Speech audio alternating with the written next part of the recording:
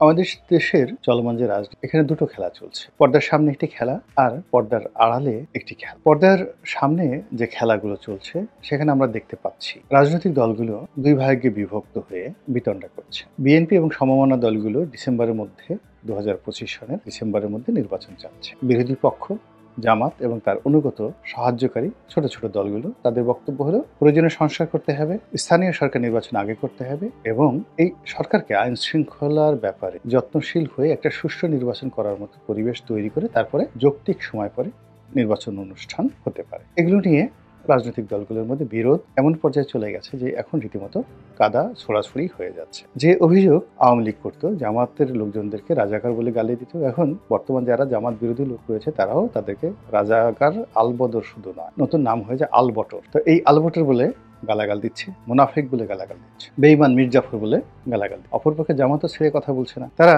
জালেম, জাহেল, তারপর চাঁদাবাজ এসব বলে গালাগাল দিচ্ছে। এরপর ছাত্ররা যে কিংস পার্টি গঠন করছে, এটা নিয়ে বিএনপি যখন কথা বলছে তখন বলা হচ্ছে যে বাংলাদেশে father of the kings party হলো বিএনপি। বিএনপি যে গঠিত হয়েছিল তখন জিয়া রহমান সাহেব ক্ষমতায় ছিলেন, এই সকল হাজারো কাদা ছোড়াছুড়িতে রাজপথ যে কোনো সময় উত্তপ্ত হয়ে উঠতে ইসলামিক দলগুলো বিভিন্ন ভাগে বিভক্ত হয়ে রাজনীতি করার চেষ্টা করছে। ছাত্রদের বেশ কয়েকটি কিংস পার্টি এবং অন্যান্য ছোট ছোট যে রাজনৈতিক দলগুলো ছিল তাদের হঠাৎ করে অতি গুরুত্বপূর্ণ হয়ে ওঠা এবং এরা সবাই ১০ হাতে ডক্টর মোহাম্মদ ইউনূসের সরকারকে সহযোগিতা করার জন্য তারা উঠে পড়ে লেগেছে। আমি নাম বললাম, অনেক ছোট ছোট রাজনৈতিক দল এবং ডক্টর মোহাম্মদ ইউনূসের আশেপাশে উপদেষ্টা রূপে, সহকারী রূপে অনেক গুরুত্বপূর্ণ পদে ডক্টর মোহাম্মদ ইউনূসের প্রিয়জন অথবা ডক্টর মোহাম্মদ ইউনূসের প্রিয়জনের প্রিয়জন তাদেরকে নিয়োগ দেওয়া। অনেকে বিদেশ থেকে এসেছেন, অনেকে বাংলাদেশের ভালো ভালো পদ পদবি ছেড়ে এখানে যোগদান করেছেন। তো এই সমস্ত লক্ষণ দেখে মনে হচ্ছে না যে সরকারের ভিতরে যে কর্মযজ্ঞ চলছে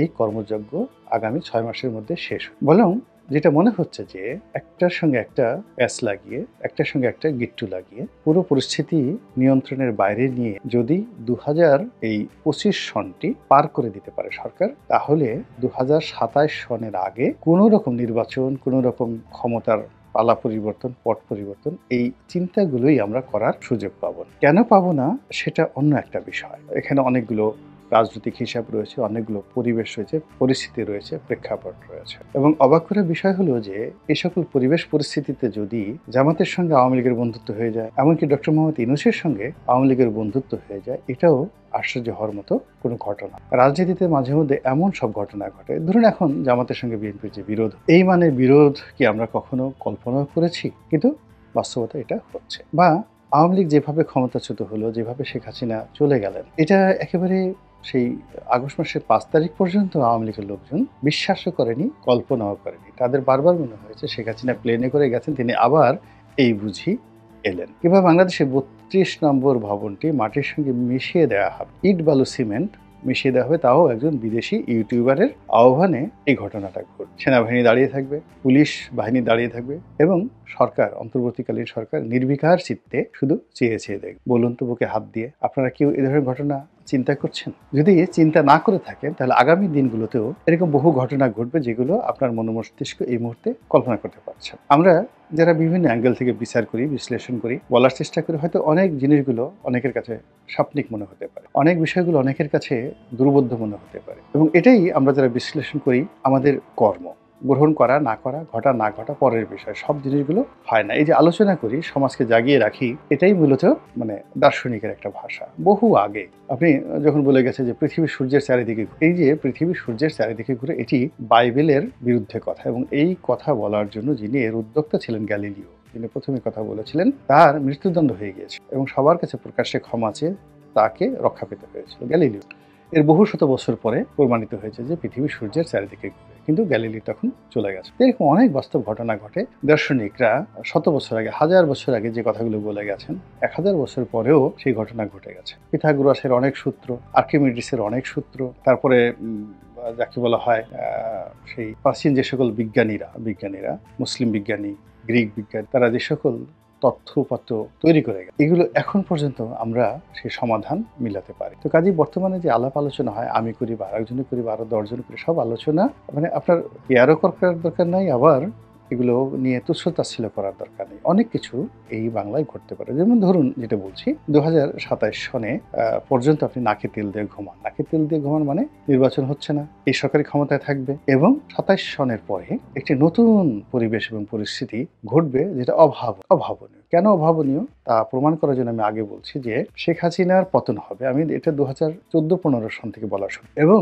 তখন আমি বলেছিলাম যে শেখ হাসিনা যেভাবে তার প্রতিপক্ষকে শেষ করে দিচ্ছে, রাজনৈতিক ইনস্টিটিউশন এবং রাষ্ট্রীয় ইনস্টিটিউশনগুলোকে যেভাবে তিনি ধ্বংস করছেন, ফলে আশ্রয় নেওয়ার মতো তার কোনো জায়গা থাকে এবং যেভাবে আল্লাহ রাব্বুল আলামিন ছোট ছোট জিনিস দিয়ে বড় বড় বিষয় ঘটান। আমরা গল্পে শুনেছি যে নমরুদের মতো সে প্রতাপশালী রাজাকে তিনি খুন করেছিলেন, নিহত করেছিলেন আল্লাহ রাব্বুল আলামিন একটি যাকে বলা হয় খোড়া মশা দ্বারা বা ন্যাংরা মশা দ্বারা, অর্থাৎ সেই মশার একটা পা ছিল, এরকম আমরা শুনি। তো এটা আল্লাহ রাব্বুল আলামিন ঘটান, অন্য কেউ ঘটাতে পারে। কিংবা আবাবিল পাখি দ্বারা, ছোট ছোট আবাবিল পাখি দ্বারা সেই হস্তি বাহিনীকে তিনি যেভাবে পরাজিত করেছিলেন, সেই ঘটনা তো বেশি দিন আগের নয়। আল্লাহ রাসূল যে বছর জন্মগ্রহণ করেছিলেন অর্থাৎ 570 খ্রিস্টাব্দ, সেই 570 খ্রিস্টাব্দেই এই ঘটনা। আল্লাহ রাসূল তখন মায়ের পেটে ছিলেন। ওই সময়টাতে এই ঘটনা ঘটলেন যে একটা বিশাল হস্তি বাহিনী, আব্রাহার বাদশাহ আব্রাহা তো আকাশ থেকে ছোট ছোট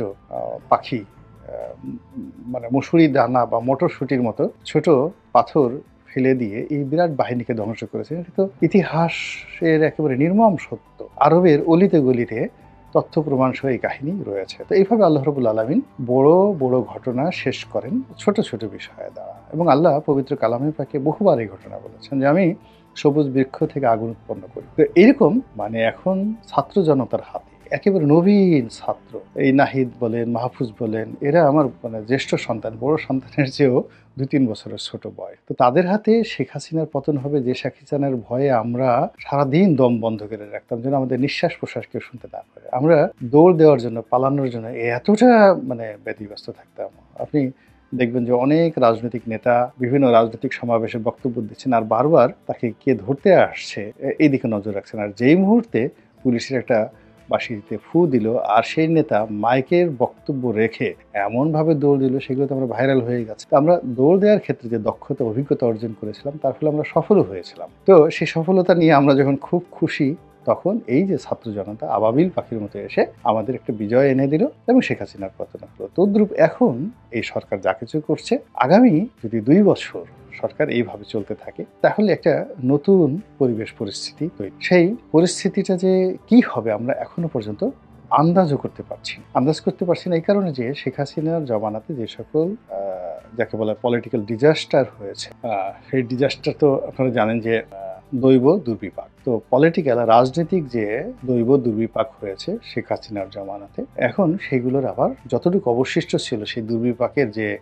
লণ্ডভণ্ড রাজনীতি, যখন কোথাও ঘূর্ণিঝড় হয়, বন্যা হয়, তো সেইগুলো সেই বন্যা মানুষের জীবন, ধন, সম্পত্তি সবকিছু তছনছ করে দেয়। আর এখন সেই তছনছ করে দেওয়া রাজনীতি, শেখ হাসিনার জমানাতে তছনছ করা অর্থনীতি, এটি রিবিল্ড হচ্ছে, রিবিল্ড না হয়ে উল্টো আরো নতুন জটিলতার মধ্যে পড়েছে। ফলে আমরা ক্রমশ বিরাজনীতিকরণের দিকে যাচ্ছি। আমাদের রাজনৈতিক যে শক্তিগুলো রয়েছে, যেগুলোর প্রতি মানুষের আশা ছিল, আকাঙ্ক্ষা ছিল, বিশ্বাস ছিল, সেগুলো নষ্ট হয়ে। দ্বিতীয়ত, রাষ্ট্রের যে প্রধান অর্গানগুলো, যেমন ধরেন আমাদের সুপ্রিম কোর্টে যে ঘটনা ঘটেছে এই ২০২৪ সনের আগস্ট মাসের পর, আমাদের নিম্ন আদালতগুলোতে যে ঘটনাগুলো ঘটেছে এবং এখন পর্যন্ত ঘটে, কি বারে কিংবা বেঞ্চ, আমাদের পুলিশ বাহিনীতে, আনসার, মিলিটারি, সেক্রেটারিয়েটে যে সকল ঘটনা ঘটছে, এই ঘটনা আমরা আসলে কেউ কখনোই আগস্ট মাসের আগে কল্পনাও করতে পারি। পুলিশকে মেরে টানিয়ে তার লাশ একেবারে সেই আদিম যুগের মতো করে লাশ টানিয়ে রাখা হবে এবং সেই পুলিশের সেই লাশ উদ্ধার করার, বলতে গেলে ট্যাঙ্ক বাহিনী নিয়ে তারপর পুলিশকে সেই লাশ আনতে হবে, এই কথা কি আমরা কল্পনা করেছি? কখনো আমাদের কল্পনা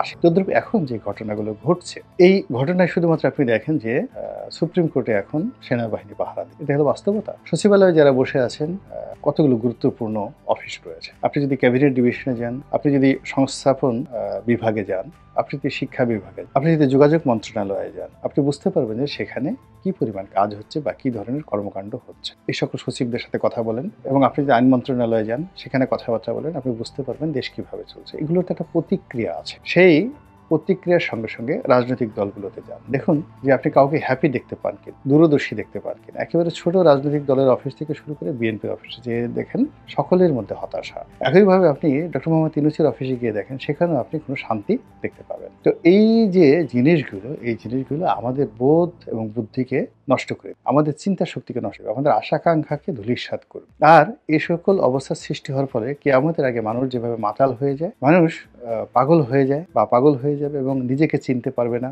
আত্মীয়-স্বজনকে চিনতে পারবে না এবং ইয়ানফসি করতে থাকবে। তো তদ্রূপ এরকম যখন একটা সোশ্যাল আনরেস্ট তৈরি হয়, তখন কিছু মানুষ শুধু ছুটতে থাকে, পালাতে থাকে, আর কিছু মানুষ নিজেকে প্রকৃতির হাতে ছেড়ে দিয়ে নাকে তেল দিয়ে ঘুমাতে থাকে। তো সময় যা আসছে আপনাকে নাকে তেল দিয়ে ঘুমাতে হতে পারে। তো সেই নাকে তেল দিয়ে আপনি ঘুমিয়ে থাকবেন। ঘুমিয়ে থাকার পরে ৩ বছর, ২ বছর, ৩ বছর চলে যাবে। এরপর আপনি ঘুম থেকে ওঠার পরে নতুন একটি সূর্য দেখবেন, নতুন একটি ভোর দেখবেন, নতুন একটি সমীকরণ দেখবেন এবং সেটা কেমন হবে সেটা আমরা এই মুহূর্তে কল্পনাও করতে পারছি। তবে হ্যাঁ, অনেকে আমাকে অভিযোগ করেন যে আপনি শুধু সমস্যার কথা বলেন, সমাধান কেন করেন? এখন যেখানে সমাধান নেই সেখানে আপনি কি করে সমাধান করবেন? আমরা ডক্টর মোহাম্মদ ইউনূসকে আকাশের চাঁদ মনে করতাম। তো সেই আকাশের চাঁদ বাংলাদেশের অনেকগুলো শ্রেষ্ঠ মানুষদেরকে নিয়ে, বুদ্ধিদেরকে নিয়ে, দেশি বিদেশি অধ্যাপকদেরকে নিয়ে এই রাষ্ট্র চালিয়ে দেখেন কি বেহাল দশা। এখন তার হাত থেকে নিয়ে আপনি কাকে স্বরাষ্ট্রমন্ত্রী বানান? বিএনপি বলেন তো, বিএনপির ৫ জন স্বরাষ্ট্রমন্ত্রীর নাম কাকে বানান? তারপরে বিএনপির এলজিআরডি মিনিস্টার কে বানাবেন? অর্থমন্ত্রী বিএনপির কে হবে? তারা এখন